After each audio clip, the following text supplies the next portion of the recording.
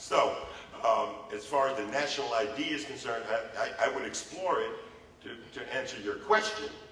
I know we're doing something to the effect here in New York with the state, with the city ID. It seems to have worked, and people seem to be happy about it. So I would look at it if we can model it on what we're doing now. All right, thanks. And you know, I'm going to just circle to the rest of you because I think that's important. I tried to connect it because we're not going to have time to get into voting rights. But certainly, we all know that the United States Supreme Court struck down Section 4 in Shelby versus Holder.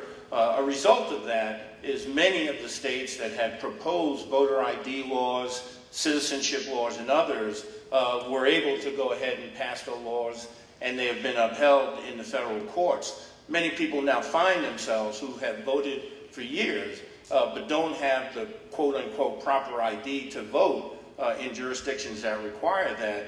Should we explore a national ID card that would be at no cost to the citizens of this country that they could use for ID for all purposes? And I'll just go, Mr. Wright answered, so Mr. Powell, I'll just go to you, quick answer, yes or no, and I'll come down the line.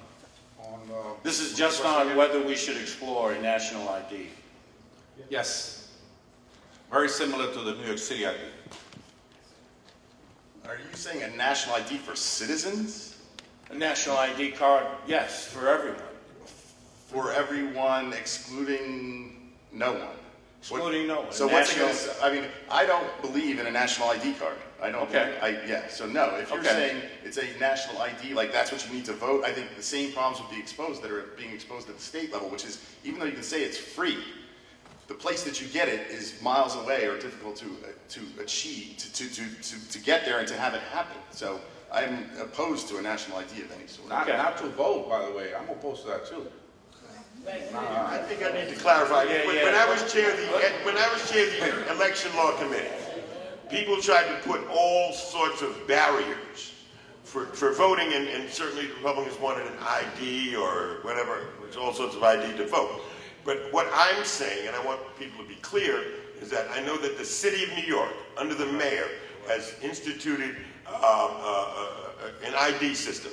I actually joined up, and apparently a lot of our immigrant groups love it, and it gives folks an ID for them to do things. So if we could model something after that, I think it would be useful. I remember when Elliot Spitzer was trying to give driver's licenses to immigrants. You don't need a New York City. You don't need a New York City ID to vote. So it should be the same way on a national level. Well, but the point is regardless, you need ID, whether it's voting or other matters. Well, my answer is no. Okay. Ambassador Cook. You do not need an ID to vote. We did banking for Hillary Clinton, and we said on there, you do not need to show up with any ID. So I don't want to start racism in any form, any barriers, any shape. So that would be no to developing a national ID card. Okay. Mr. Williams? No. All right. Mr. Linares?